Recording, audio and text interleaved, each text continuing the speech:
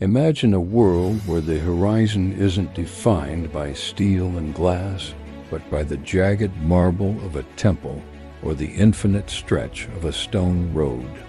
To understand ourselves, we have to look back at two siblings of history who shared a sea, shared gods, and shared a destiny. While they are often lumped together as classical antiquity, they represented two different sides of the human spirit. One was obsessed with the why, the theory, the beauty, and the logic of existence, while the other was obsessed with the how, the logistics, the law, and the sheer engineering of power. We begin in 5th century BCE Greece, a fractured mirror of independent city-states separated by mountains so steep they might as well have been on different planets. In Athens, a radical experiment was unfolding, democratia. This wasn't just a political system, it was an intellectual explosion. In the marketplace, or agora, men like Socrates were dismantling thousands of years of myth with nothing but a question. They believed that an unexamined life was not worth living, and from this curiosity, they birthed the foundations of Western philosophy, medicine, and theater. While Athens was debating the nature of the soul, Sparta was perfecting the discipline of the body. If Athens was a poem, Sparta was a shield. From the age of 7, boys were entered into the Agora, a brutal military school designed to turn individuals into parts of a singular, unbreakable machine. This tension between the freedom of the mind in Athens and the discipline of the state in Sparta would eventually lead to the Peloponnesian War. Yet, before the Greek sun set, they gave us the blueprint for the intellectual world geometry, logic, and the very concept of the individual. As the Greek city-states exhausted themselves, a new power was rising 700 miles to the west along the Tiber River. Rome. Unlike the Greeks, who looked at a mountain and saw a home for a god, the Romans looked at a mountain and saw a barrier to a road. The Roman spirit was defined by gravitas ascents of duty, seriousness, and practicality. They didn't start with high-minded philosophy. They started with survival and an obsession with infrastructure that would eventually turn a small village into a global machine. By the 1st century BCE, the Roman legionary had become the world's first true combat engineer.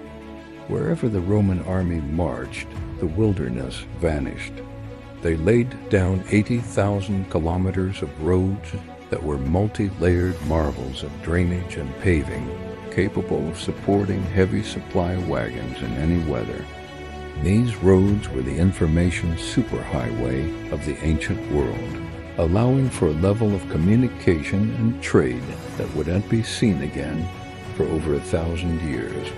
The Romans were the undisputed masters of the how. To feed a city of over 1 million people, they engineered aqueducts, high-precision feats of physics that relied on a subtle, constant gradient to move fresh water from mountains 50 miles away.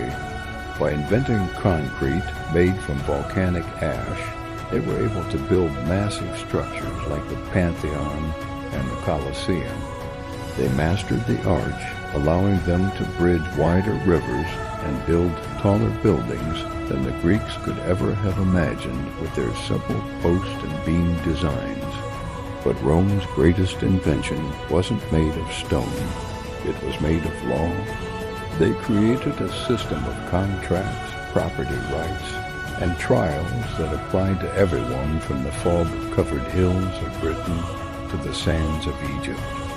This legal operating system allowed a diverse empire of millions to function under a single code. They established the principle that a person should be innocent until proven guilty, a romanempire that remains the backbone of modern justice systems today.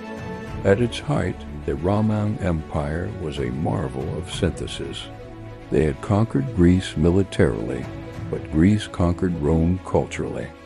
A Roman noble wasn't considered educated unless he spoke Greek and studied the why of the Athenian philosophers.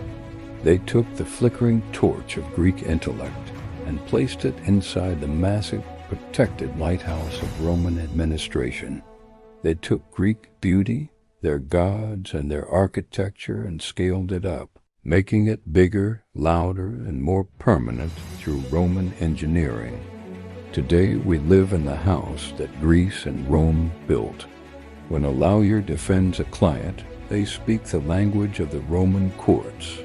When a scientist tests a hypothesis, they are using the logic of the Athenian marketplace. Our stadiums are echoes of the Colosseum, and our senates are ghosts of the Roman Forum. The Greeks gave us the reason to be free, and the Romans gave us the structure to stay that way. Their history isn't behind us. It is the very ground we walk upon.